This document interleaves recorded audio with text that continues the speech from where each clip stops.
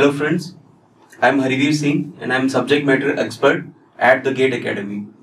So today we are going to study the concept of Lami's theorem.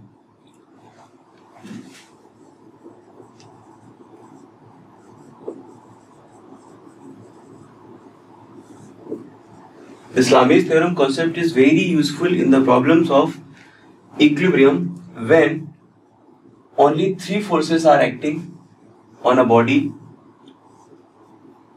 and they are in equilibrium. So suppose we have a rigid body which is subjected to three forces P, Q, R and which are separated by some angles. So let angle between P and Q is alpha, Q and R is beta and R and P is gamma. So as per this Lami's theorem, we can write P upon sine of the angle between Q and R. This theorem is defined as one force we take P and opposite angle, sine of the opposite angle we have to take in ratio. So that is angle between Q and R, that is sine beta. It should be equals to next force is Q, then angle between R and P, sine of angle between R and P, that is gamma, and this will be equals to R upon sine of the angle between Q and P, that is alpha. So this is very useful tool for you to solve so many problems based on equilibrium, but it has limitation. When it is applicable, it has limitation. Those are only three forces are acting. It is not valid for more than three forces or less than three forces. In our assumption, only three forces are acting. Second is forces are in equilibrium.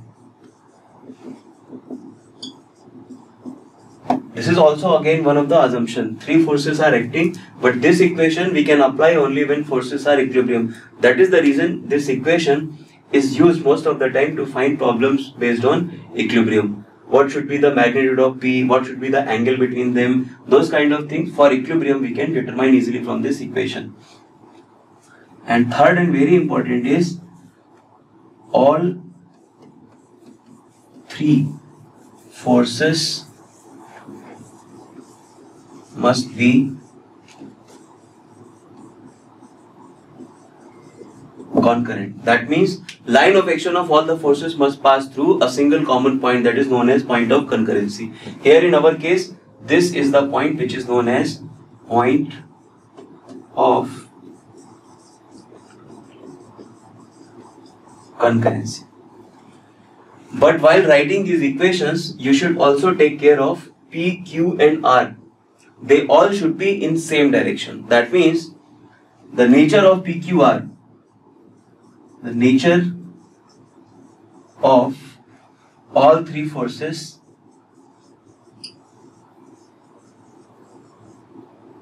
must be same. That is very important because so many students I have seen committing mistake in this particular point. What is that?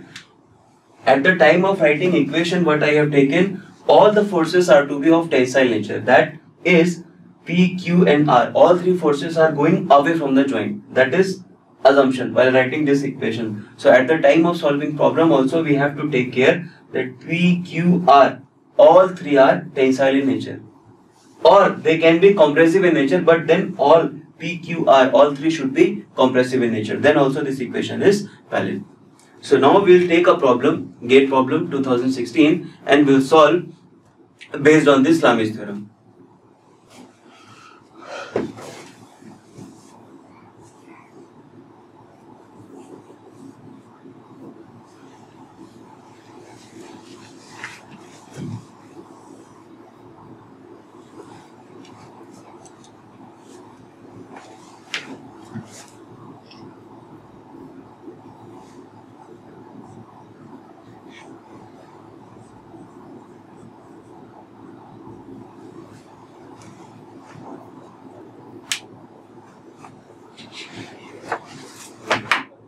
So in this problem, a rigid ball of weight 100 Newton is suspended with the help of a string.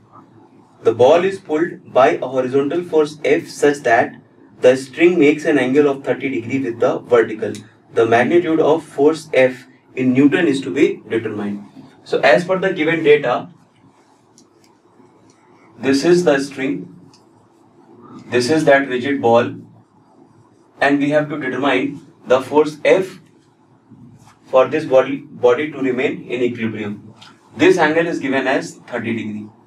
Now from the free body diagram, if we start with the free body diagram, we can easily draw free body diagram as this is F, this is 100 Newton, and this tensile force we can represent like this, and this string is making 30 degrees with the vertical, that means it is making 60 degrees from the horizontal. So that angle we can easily write here as 60 degrees. Now if this is 60 degrees, obviously this angle is 90 degrees, this again is 90 degrees, and this should be 120 degrees. Now it is the case.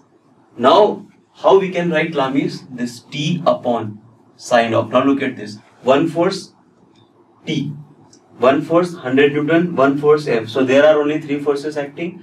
They all are concurrent in nature, and they all are of same nature, like T, F, 100 Newton, all are tensile. They are away from the joint. So we can easily apply Lami's. Now T divided by sine of the angle between 100 and F, that is 90 degree. It should be equals to F divided by sine of angle between T and 100 Newton, that is sine of 150 degree, is equals to 100 divided by sine of angle between T and F, that is 120 degree. So F value we can easily find as 100 multiplied by sine 150 upon sine 120. So F easily we can find out is, so F we can easily write that 57.73 Newton. This tensile force, it wasn't asked. That's why we are not wasting our time to find this tensile force. Thank you.